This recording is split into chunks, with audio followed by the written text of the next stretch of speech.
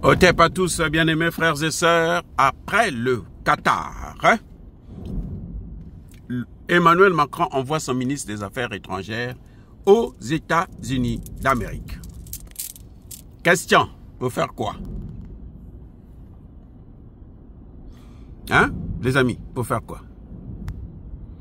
On va vous dire officiellement, les Français, hein, tous les Français, toute la classe politique française, y compris Asselineau, y compris Philippot, on va vous faire croire que c'est pour les relations bilatérales entre deux partenaires de l'OTAN, c'est l'alliance transatlantique, Amérique, États-Unis. C'est faux, les amis. Le voyou là, comment on l'appelle, Norel Barreau ou Carotte, est aux États-Unis et à Washington pour venir rencontrer Marco Rubio. Le problème, c'est lequel? Le problème, c'est que la France veut aussi avoir une part de gâteau dans les accords entre la RDC et les États-Unis d'Amérique. Bon, la France, il y a deux pays. Il y a la France, il y a le Qatar. Les deux ont tellement investi dans la guerre en Ukraine. Monsieur Tshisekedi, écoutez-moi très bien. La France a investi au Rwanda. Le Qatar a investi au Rwanda. Ce sont les alliés de Kagame. Même s'ils vous font de gros sourires, parce qu'ils savent que la matière première qu'ils reçoivent de Kagame, ce n'est pas pour Kagame, c'est pour le Congo. Pour vous, j'allais dire, mais en fait, c'est pour le Congo. C'est vous qui représentez le Congo, donc je peux dire que c'est pour vous. Vous voyez le problème? Donald Trump vient de déclarer que beaucoup d'armes américaines sont utilisées par le Rwanda. Comment? Mais parce que les armes qu'on a envoyées en Ukraine, il y a une partie que l'Ukraine et la France détournaient pour envoyer à Kagame. C'est ce qui a permis à Kagame d'alimenter la guerre, de massacrer des Congolais. Et Kagame, la plupart, l'or, le diamant et autres qu'il vendait, il vendait à qui? Au Qatar. Donc si les États-Unis signent l'accord, et le Qatar et la France sont des perdants. Et la France vient de comprendre maintenant que ce que Tshisekedi lui proposait à l'époque, quand il passait son temps à l'humilier là, c'est ce que Tshisekedi a donné aux Américains. À Tshisekedi d'ouvrir les yeux, les amis. Je dis bien, monsieur Tshisekedi, ouvrez les yeux. Ne jouez pas avec le Congo. Le Congo ne vous appartient pas. Le Congo appartient aux Congolais, il appartient à l'Afrique.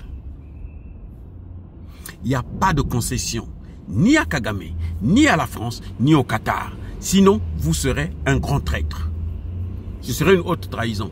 Pour moi, ce serait une haute trahison. Les Français ne veulent pas que l'accord soit signé. C'est pour ça que l'accord qui devrait être signé aujourd'hui, le 1er mai 2025, a été reporté à cause de la France. Les Français veulent être inclus dans cet accord-là. Ils veulent que, à travers le Rwanda, que le Rwanda puisse avoir quelque chose, et puis eux, derrière le Rwanda, ils vont prendre ça.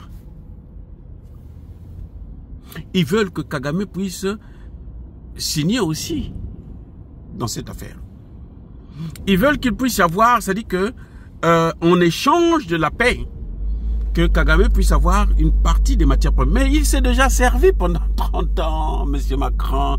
Comment vous êtes si bête, Macron? Hein? Même les Qataris, là, sont devenus bêtes. Vous savez, le développement, là, qu'ils ont atteint, là, l'argent qu'ils avaient, là, ils ont investi partout, là, dans le malheur des autres. Mais il faut qu'ils payent. Toutes les interventions militaires des États-Unis, le Qatar a toujours donné de l'argent.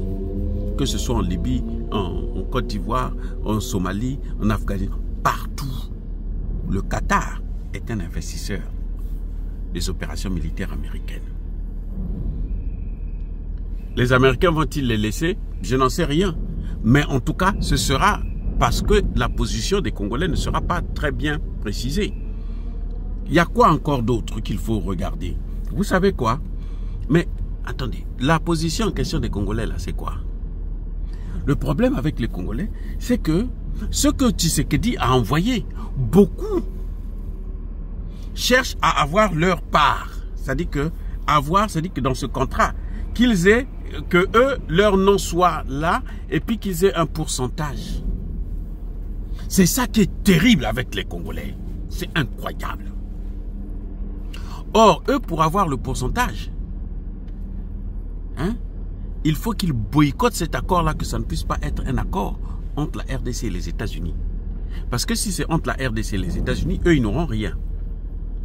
Donc, c'est maintenant eux qui cherchent, instigés par la France et le Qatar, à mettre des points qui n'ont ni tête ni queue, qui vont envoyer de l'argent à Kagame, et eux, derrière Kagame, ils vont se servir, la France va se servir, le Qatar va se servir. Voilà ce qui fait que les choses sont en train de retarder. Nous comptons seulement sur Donald Trump, parce que lui, c'est un caïd. Hein? Vous avez vu comment ils ont fait avec l'Ukraine, non? Les accords ont été signés. L'Ukraine a accepté la colonisation.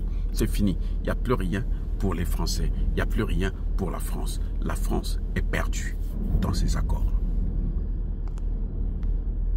Donc le ministre français des Affaires étrangères est aux États-Unis pour boycotter ces accords, pour chercher un moyen. Parce que la France s'est toujours dit, c'est moi qui connais l'Afrique. L'Afrique m'appartient.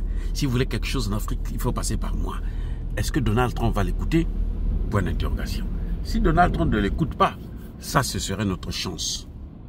Parce que s'il faut compter sur les Congolais, malheureusement, Tshisekedi n'est pas capable de prendre ses responsabilités pour chasser, virer toute cette équipe-là, mettre une équipe sérieuse en place.